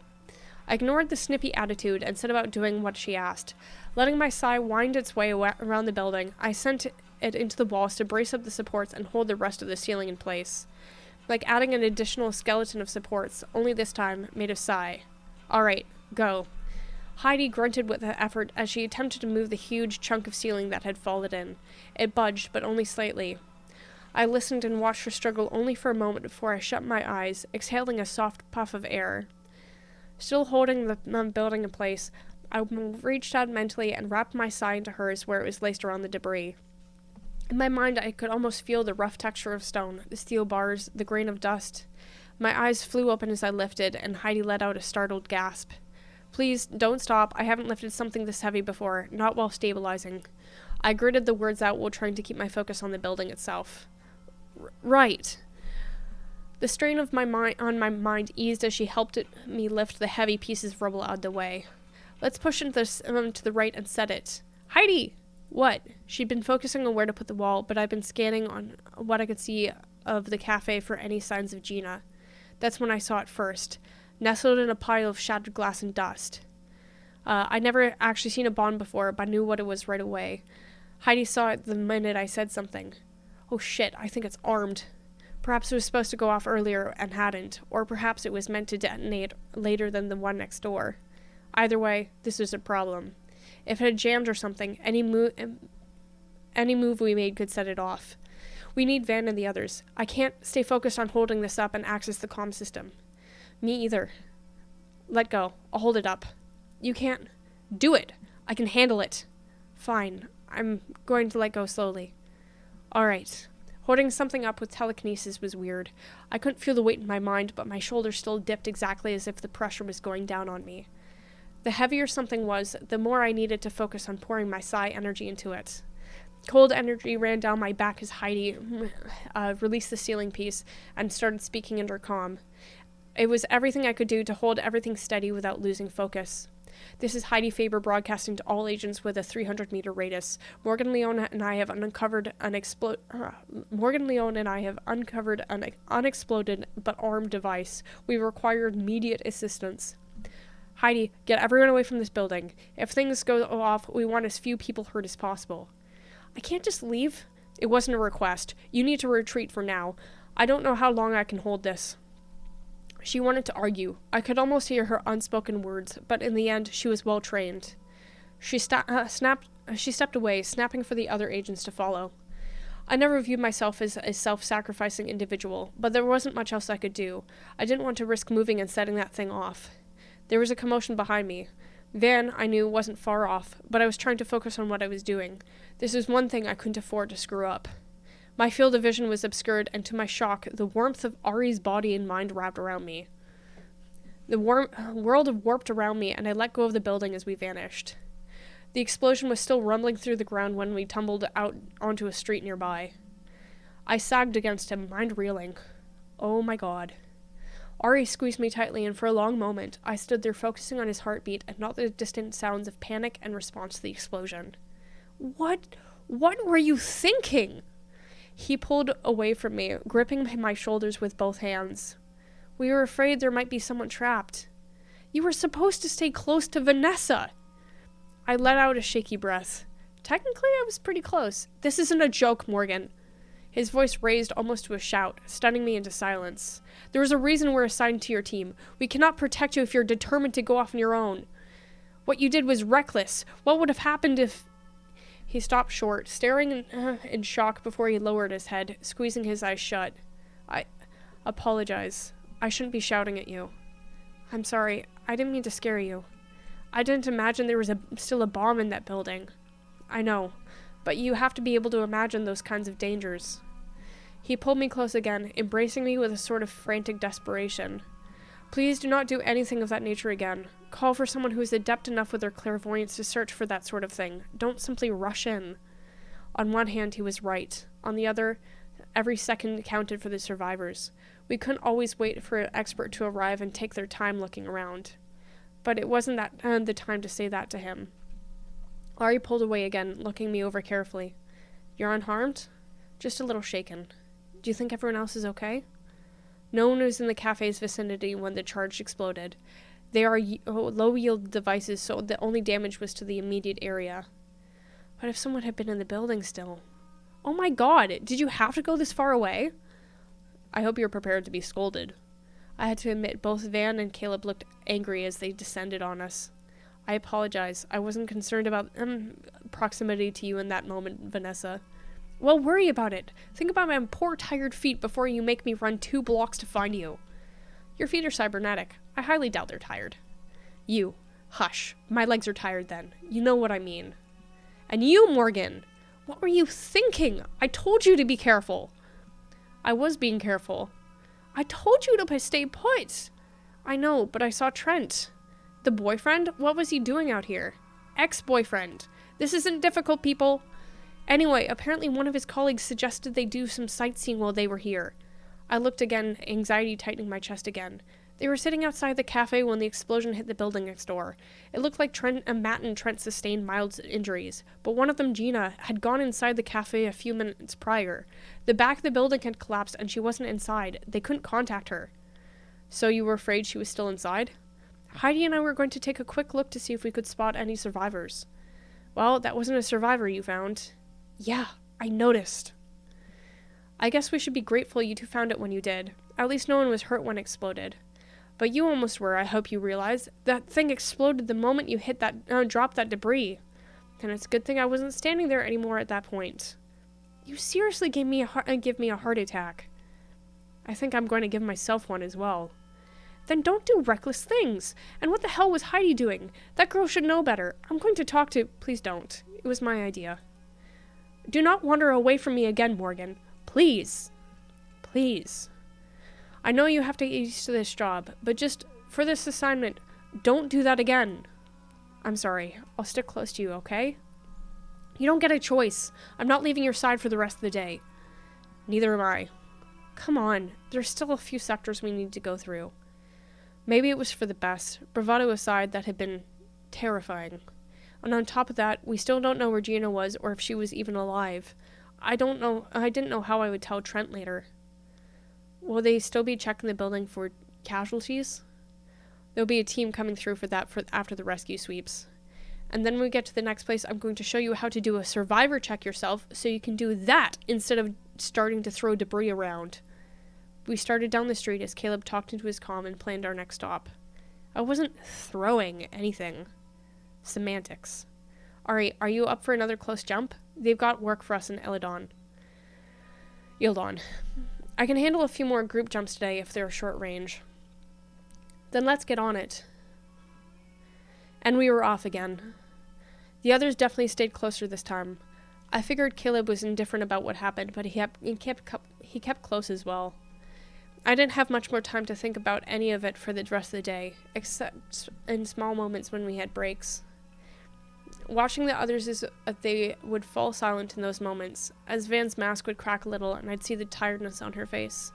She'd rub her legs and stare ahead with a dark look on her face, and I'd suddenly realize how close I'd come to dying. Then we'd be digging through buildings to find survivors again before I could finally fully comprehend it.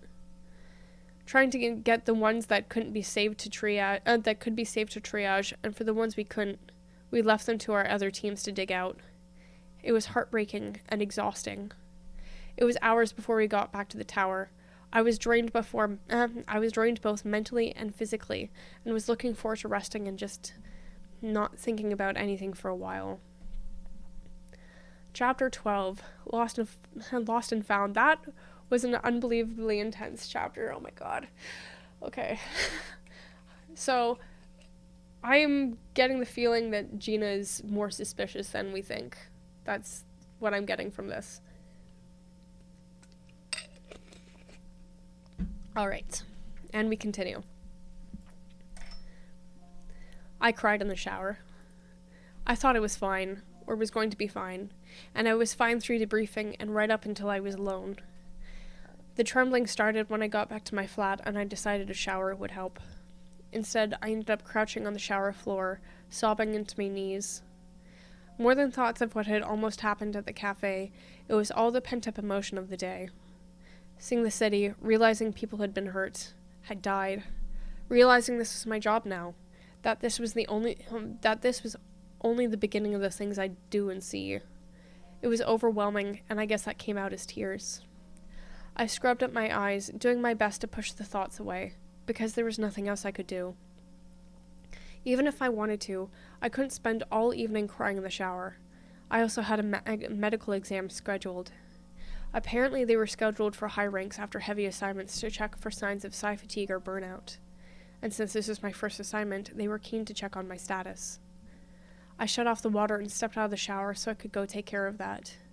I had it on good authority Dr. Sasaki did not approve of skipping appointments, and I also didn't want to wake up and find him lurking in my apartment. The infirmary is busy. The right suppression teams aside, cleaning up damaged buildings wasn't terribly safe. I was told Sasaki would be with me soon and was shuttled off to the side while they worked with people who were actually injured. It seemed like psi fatigue was more significant than I realized. I heard the phrase over and over while I waited. Morgan? Of all the people I thought I might see in the infirmary, Trent was towards the bottom of the list. What are you doing here? After we parted ways, Matt and I were sent to a civilian hospital. It was completely overwhelmed with injured, and when we said we were staying here, they sent us back to the tower with a group of injured agents. We've been here since. How are you both?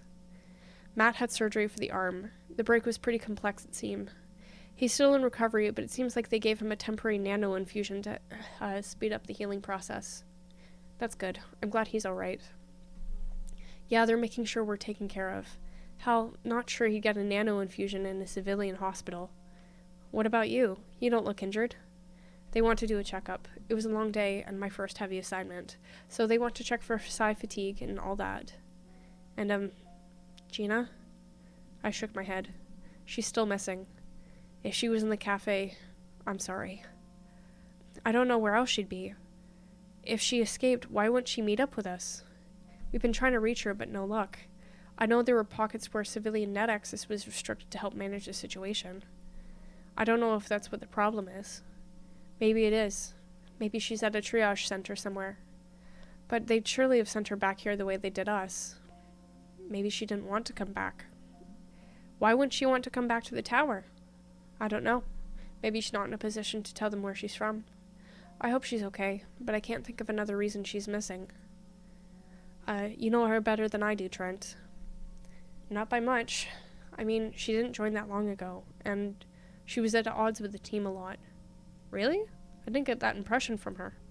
Well, I may have mentioned it before, but she was from New Albion, and she was a bit of a patriot. Well, I wouldn't say I totally support the dissidents up there. I'm at least sympathetic.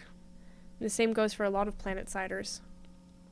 Gina kept saying sightseeing would be a team-building endeavor, something to help us all get closer. She insisted on going, and now she was missing. I didn't want to make assumptions. For all she knew, she was injured, or even dead, but I also couldn't help but wonder if there was something more suspicious going on. I'd honed in on Matt being the one with the most to gain from infiltrating endgame systems, but Gina was the one who insisted they go out, and now she was conveniently missing because she left the table right as the bomb went off. Was that a coincidence? But there was something that didn't make sense. If the attacks were orchestrated by people who sympathized with the rebellion, and Gina was a patriot, why would she be involved at all? Something didn't feel right about this. Morgan? Sorry, just got a little lost in thought. What is it? Are you really okay? Yeah, I'm just tired. It was a really long day. A lot happened. The rescues were tough, and I'm kind of exhausted. I need some rest, that's all. I guess this isn't the kind of work you want to sign up for, huh? It's not, but it's the work I have to do now. Morgan Leon, my apologies for keeping you waiting. I'm ready for you now. I gave Dr. Sasaki a slight nod and turned back to Trent. That's me. If I hear anything about Gina, I'll let you know. I started away from him, but he stopped me. Hey. What? He looked like he wanted to say something, but he just shook his head. No, never mind. Try to get some rest tonight. I will. You do the same. He nodded, and I left him there, following Sasaki to a nearby exam room. Dr. Sasaki checked all my vitals before chiding me about overworking on my first time out. He had darker than normal circles under his eyes, and I could only imagine his day had also been hell. They sent out medical teams to help with the triage out in the city. I didn't know if that meant he'd been gone out as well, but I was sure there was enough injured and exhausted agents to keep him busy. There were plenty of civilians who lived at Core Solaris, but worked in the surrounding area too. I only half listened, my mind far away as he talked, and after a while he paused and looked at me over the top of his display. Your physical well-being aside, how are you coping with today's events on an emotional level, Morgan? I gave him a long look, not knowing if he was asking in his capacity as my physician or out of genuine worry. He tended to be a bit of a mother hen over people he regarded as his patients. I sighed and rubbed my head. I'm not sure. You are exhibiting signs of stress, mild tachycardia, among others. You are also less verbally responsive than usual. It was a long day. I'm really tired. Yes, you are showing signs of fatigue, not to mention mild dehydration. When was the last time you had something to drink? I guess when we first got back.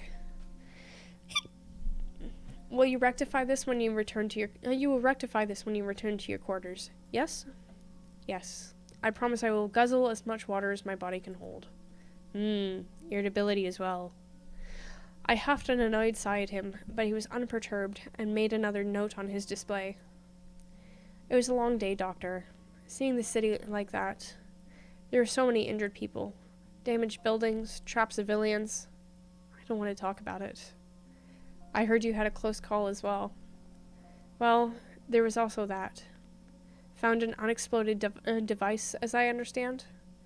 I squeezed my eyes shut, the image of that thing lying there immediately springing to mind, and the terror of that moment, I was utterly convinced I was going to die. I felt a surprisingly gentle hand on my shoulder. Morgan, it is unnecessary to force yourself to remember. I will not discuss it further. My eyes flew open. He was just calmly saying that, not giving me an analysis of my body language or something. It was a traumatizing experience, no doubt. It's natural to want to avoid discussing it, even if you're unable to put it from your mind. I'm not a trained mental health professional, so I can't offer much guidance. I will put in a request for time off and for you to speak to a counselor. He gave me a dry smile. I will not pressure you to discuss it with me, but you will need to discuss and process it at some point. I suppose you're right. Many people deny symptoms of post-traumatic stress or try to diminish them and convince themselves their trauma is insignificant. However, you are quite literally pulled off the street by imbeciles at the top. You do not have the years of training the rest of us have. Today was undoubtedly an eye-opening and unnerving. Eye-opening and unnerving. It is well within the realm of natural human behavior to experience symptoms of trauma. Best to deal with them head-on than delay treatment. I understand. Now, moving on to other things. Vitals are mostly normal. Heart rate and blood pressure show a slight elevation as mentioned, to be expected given today's events. Reduced cortisol levels and increased pain activity in the supraspinal region. I would imagine you have a bit of a headache. A bit, yes. He frowned as he stared down at the device in his hand. And as I thought, you are also exhibiting signs of a deep neuroscan. What? I haven't had any scans since I got here. Not outside of what you've done personally. Indeed, based on the level of normalization to the psi waves, I would say you had the scan several hours ago. My psi waves? Certain types of brain scans leave small disruptions in an Esper's psi wave pattern. You're not the only one showing signs of having had a scan of this sort today. I've observed numerous agents today showing signs of some sort of deep brain scan. What? What does that mean? I can't say yet. Surely there's no connection to the explosions today. An interesting suggestion, though, isn't it? Interesting isn't the word I'd have chosen. This isn't something for you to concern yourself with, Morgan. For the time being, I suggest you return to your room. Your blood sugar is low. Have something to eat and drink and get some sleep. Shall I prescribe a sleep aid? I don't want an injection, but if it's something I can decide to take on later on, that's fine. We can give you a capsule to take as needed. Alright, then yes, I'd appreciate having that. Very well, you're free to go. Thank you, and I paused at the door, considering whether I should say this. I may not be a doctor, but you look like you should get some rest too. Surprise flashed on his face, then the usual small smile. I'll take your assessment under consideration, despite your lack of medical expertise. Good night, Morgan. Good night. I made good on my promise to go home and have something to eat, though I wasn't all that hungry.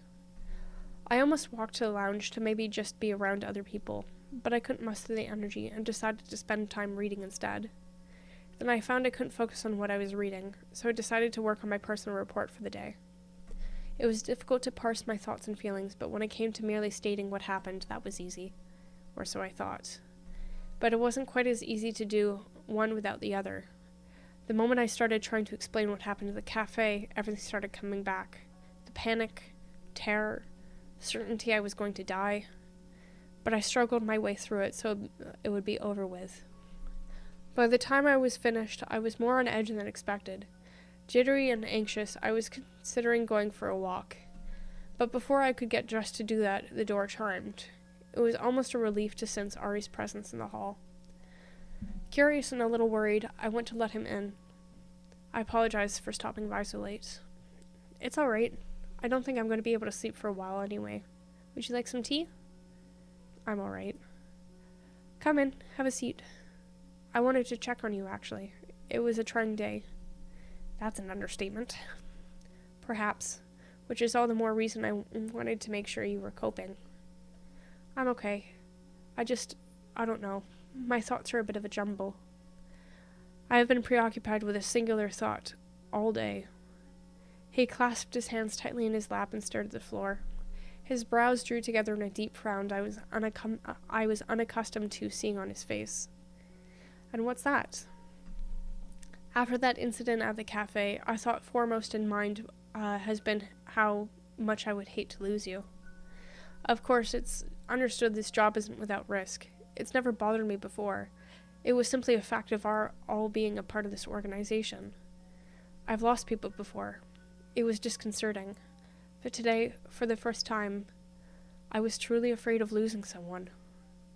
Hey, you're not going to lose me. Yet, I can't seem to stop ruminating on how close I came to doing just that.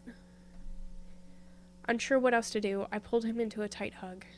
He stiffened briefly, then wrapped his arms around me and held me tight, burying his face against my neck. I keep having this irrational fear I won't be able to protect you. I can't bear the thought of losing you, Morgan. Affectionate. Assure him he's not going to lose you, or just hug him tighter. We're gonna affectionate. You're not going to lose me, Ari. I'm not going anywhere. Today was my fault for being less cautious than I should have been. It didn't even occur to me that there might be something like an unexploded device. Lesson learned. Be more cautious. I pulled away and gently took his face in my hands. I'm sorry I scared you. I'm sorry I didn't realize how upset you were I'm sorry I didn't realize how upset you even were until now. I've been so wrapped up in my own thoughts over this whole thing. You're way too good at hiding your feelings. That's not always healthy, you know. I pulled him closer again and rested my forehead against his. But thank you for letting me know how you feel. Morgan. I remembered what Van had told me before, about taking the opportunity when it was presented, not waiting. I don't know if Ari was thinking the same thing or what was going on in his head, but to my surprise, he pulled away from me. When I looked up at him, he leaned and placed a kiss to my lips. Something inside me broke in that moment. Maybe I just needed the comfort and closeness of someone else. I pulled him closer and kissed him back with a little more desperation than I think he expected. He made a soft noise in the back of his throat, but held me tighter anyway. His hand cradled the back of my head as he pressed close enough to him. I was half in his lap. I knew Ari was easily overwhelmed, but I was in such desperate need of this moment that I couldn't hold back anymore. There was a sharp intake of breath as he jerked his head back in surprise, but it was only for a moment. He quickly moved back towards me, his mouth opening slightly as it covered mine again. I felt the gentle push of his tongue against mine, and butterflies stirred in the pit of my stomach as the kiss grew more heated. Maybe I wasn't the only one who'd been holding back. Ari's hands strayed from my head to my back to my waist, then back to my head, twining in my hair as he gripped my head again to kiss me more fiercely than before. His teeth scraped against my lower lip, giving it a surprising nip. This time I was the one who was startled into a gasp. Ari pulled away, panting. He looked at me through foggy eyes, face flushed and hair mussed. Is this okay? I nodded, not trusting myself to speak. I moved in again, a little slower this time, and kissed his lips, then his jaw. He closed his eyes, his breath coming rapidly as I moved to brush another kiss below his ear. We took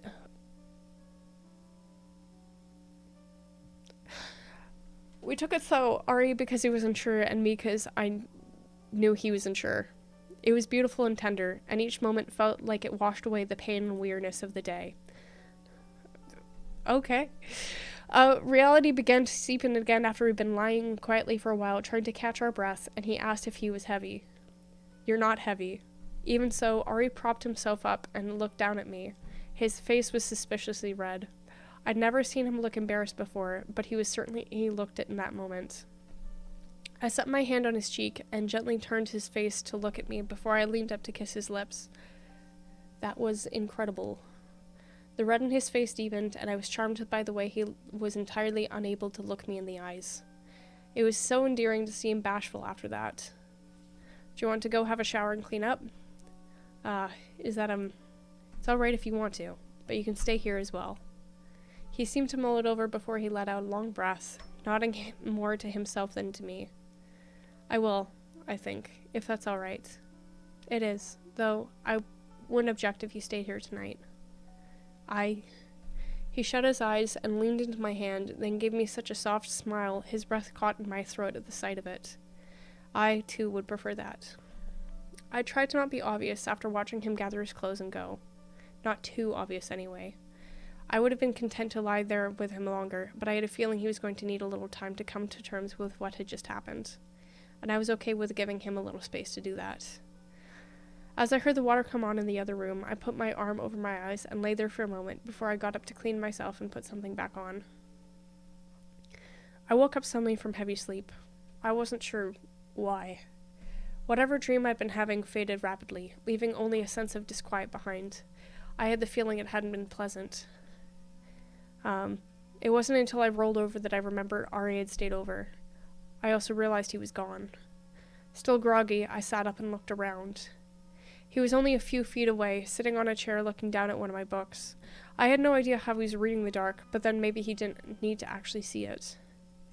I had no idea how precise his clairvoyance actually was. After a moment's hesitation, I got up to make sure he was all right. Of course, he noticed me move right away. Morgan. Oh, why did you leave? And it can be hard getting used to sleeping with someone, can't it? Okay, we're going with that one. I sat on the edge of the chair next to him, tipping my head to the side. It's hard getting used to sleeping with someone, isn't it? Yes. It isn't bad. Just strange. I understand. Rumor has it I'm a bit of a blanket thief. There was an unexpected struggle for them. Sorry about that. I didn't mean to disturb you. You didn't have to get up. You didn't disturb me. I just wanted to make sure you were all right. I am. A look of hesitation passed over his face, and I was struck again by how new all this was for him. I leaned over to kiss to the side of his mouth. You can come back whenever you're ready, and I won't be offended if you need to go home to get some sleep. Ari shut his eyes and pulled me into a gentle embrace. You aren't required to make these sorts of concessions for me. I leaned my head against his, enjoying the warmth of his body heat. I think part of caring for someone means understanding their needs. If you need space, it's okay to ask for it. He laid his head against my shoulder, tightening his arms. You're always like this. This is why I couldn't help but try to stay beside you. I smiled a little and gave him another squeeze before I stood again. I'm going to try to sleep a little more. I believe I shall as well. We returned to bed, and after that I did my best to be as generous as possible with the blankets, though I suspected it would be a long time before I'd really overcome my blanket-stealing ways. Ari's sleeping face was the last thing I saw before I shut my eyes and drifted off. Alright, I think that this is the point where we are going to leave it for this week.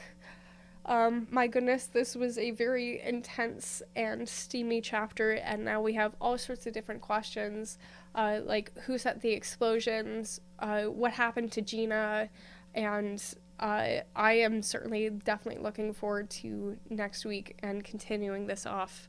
I will be going and uploading this to YouTube as soon as I can, and as always, thank you so much for going and joining me today, and I hope that you have a great rest of your day. Bye!